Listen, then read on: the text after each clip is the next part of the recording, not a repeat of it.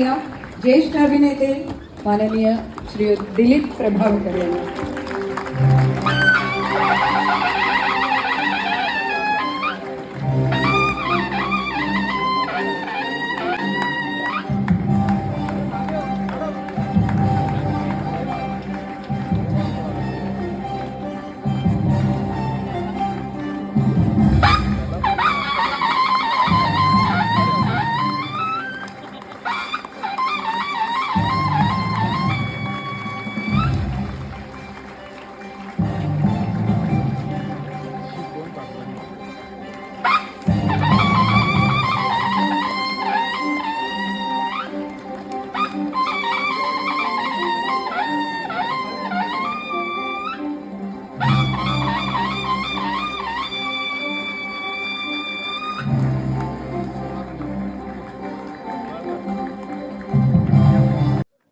मी स्वतःला सुदैवी समजतो की मी खरं म्हणजे मगाशी उल्लेख केला त्याप्रमाणे बऱ्याच माध्यमातून फिरलो, टेलिव्हिजन, सिनेमा वगैरे वगैरे, पण माझं हे खरं आवडतं आणि ज्याच्याबद्दल प्रेम वाटतं, ज्याच्याबद्दल आस्था वाटते, ज्याच्याबद्दल आकर्षण वाटतं, हे म्हणजे रंगभूमी हे क्षेत्रच माझं पहिल्यापासूनच ओरिजिनल आहे.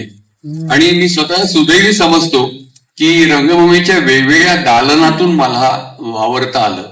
म्हणजे प्रायोगिक रंगमंच, प्रायोगिक नाटक, नंतर बालनाट्य, नंतर महाराष्ट्र राज्य नाट्य स्पर्धा, हौशी आणि व्यावसायिक नाटक, अशी 4-5 प्रकारामध्ये मला वावरता आलं, मुसाफिरी करता आली. ती माझी जडणघडण आहे. मला पद्धतशीरपणे की शास्त्रशुद्ध असं अभिनयाचं शिक्षण घेता आलं नाही. मला आवडलं असतं करा, पण माझी करिअर सायन्सची होती, त्याच्यामुळे मी चुकून अपघाताने ऍक्टर झालो. पण मला या मोठ्या मोठ्या नाटककारांशी, ज्यांचं योगदान मराठी रंगभूमीला खूप आहे, अशा नाटककारांनी लिहिलेल्या नाट्यकृतींमध्ये मला काम करता आलं. वैविध्यपूर्ण भूमिका माझ्या वाट्याला आला, त्याच्यामुळे मी घडत गेलो. आणि यांच्यासारख्या दिग्दर्शकांनी मला माझ्यावर विश्वास दाखवला, मला खूप वाव दिला.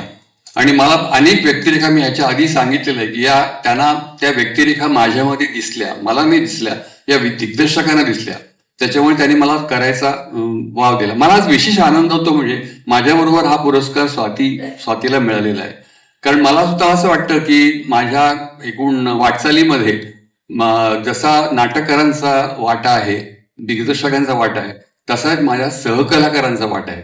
म्हणजे हसवापसीचा जो उल्लेख झाला, हसवापसीमध्ये मी माझ्यासाठी लिहिलेलं नाटक होतं, त्याच्यामध्ये मी 6 भूमिका एका नाटकात करायचो. पण माझ्याबरोबर सहकलाकार म्हणून खूप मोठी भूमिका करायचे रमाकांत देशपांडे, त्याच्यानंतर मग करायला लागले डॉक्टर हेमू अधिकारी, आणि नंतर लीलाधर कांबळी. ते साथीला असल्यामुळे, त्याच्यात ते सहकारी कलाकार असल्यामुळे मी ह्या 6 भूमिका करू शकलो. तसंच कलम 302 मध्ये मोहन जोशी होता माझ्याबरोबर, आप्पा आणि बाप्पामध्ये विक्रम गोखले होता, संध्या छायामध्ये वंदना गुप्ते होती, आणि नातीगोतीमध्ये स्वाती चिटणीस होती.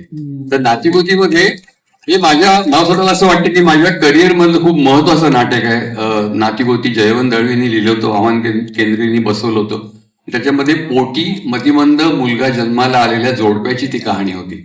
अतिशय हृदय नाटक होतं, अतिशय हृदयस्पर्शी नाटक होतं. त्याच्यामध्ये स्वाती आणि आम्ही नवरा बायको होतो, आणि आमच्या पोटी जन्मलेला मतिमंद मुलगा, अत्यंत अवघड भूमिका अतुल परचुरेंनी केली होती. आता मला खूप त्याची आठवण येते यावेळेला की आम्ही त्याचे नाटकाचे आईबाप इकडे जीवनगौरव पुरस्कार घेतोय, आणि आमच्या बरोबर आमच्या मुलाचं काम करणारा आता इथे नाहीये अतुल परचुरे. मोहन जोशींनी पण त्याच्यामध्येच काम केलं होतं. आम्ही 3 जण काम करायचो. त्यातले अनेक अतिशय काय म्हणतात स्पर्श करणारे सीन्स मला आठवतात. 1-2च फक्त उदाहरण देतो त्याच्यामध्ये, की ते अभिनयाचा कस पाहणारे, आव्हान देणारे असे सीन्स असायचे. आमची तिघांची त्याच्यामध्ये कॉन्ट्रीब्युशन खूप होती त्या सीन्स मध्ये. एखाद दुसरा सीन मी सांगतो त्याच्यामध्ये. एका सीन मध्ये तो आमचा मतिमंद मुलगा, अख्ख्या नाटकामध्ये अतुलने एक शब्द नाही उच्चारला, असं करायचं, फक्त बोलणारे आम्ही होतो, मोहन जोशी होता, पण तो बोलायचा नाही अधिकार, फक्त तो जन्मताच मतिमंद दाखवला होता. तर आमच्या अगदी अशा काय म्हणतात त्याला कोंदट घसलेल्या घरामध्ये एक असा मोडका ट्रान्झिस्टर टांगलेला असतो, आणि त्याला चालता येत नाही, तो असा चालतो, आणि त्या आपल्या तंद्रीमध्ये ट्रान्झिस्टरवर हात मारतो. एकदम वेस्टर्न पॉप म्युझिक सुरू होतं, दचकतो एकदम अतुल. तर त्याला खूप आवडतं म्युझिक, तो नाचायला लागतो. तेव्हा मी हातातलं टायपिंगचं काम सोडून मुलाला नाचताना बघून मला भयंकर आनंद होतो आणि मी पण त्याच्याबरोबर नाचायला लागतो. बॉल डान्स होता आमचा स्टेजवर आणि आमचा तो बॉल डान्स चालू असताना तो अतिशय आनंदाने आणि मुलगा आनंदात नाचतोय म्हणून मला झालेल्या हर्षाने आम्ही नाचताना ऑफिसमधून स्वाती येते, मुलाची आई माझी बायको, आणि आम्हाला नवऱ्याला आणि मुलाला नाचताना बघून तिच्या डोळ्यात पाणी येतं. मला अजूनही ती एक्सप्रेशन त्या दोघांच्या आठवतात. माझं अर्थात मला दिसत नव्हतं पण मला जाणवत होतं ते. तर असे अनेक प्रसंग त्याच्यामध्ये होते ज्यात मी म्हटलं त्याप्रमाणे अभिनयाचा कस त्याच्यात लागलेला होता. मला अतुलची खूप आठवण येते की आम्ही या नातीपोतीमधले 3 कलाकार मेजर इकडे आहोत आणि अतुल नाहीये त्याच्यामध्ये मला त्याची खूप आठवण येते. मला नेहमीच असं वाटतं की प्रत्येक भूमिका तुम्हाला काहीतरी देऊन जाते, तसंच तुम्हाला पुरस्कारही देऊन जातो. नवी भूमिका तुम्हाला अधिक डोळस बनवते, शहाणं बनवते आणि नवा पुरस्कार तुम्हाला विनम्र बनवतो.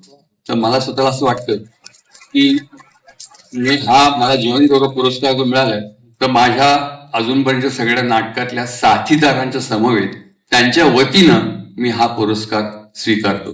धन्यवाद.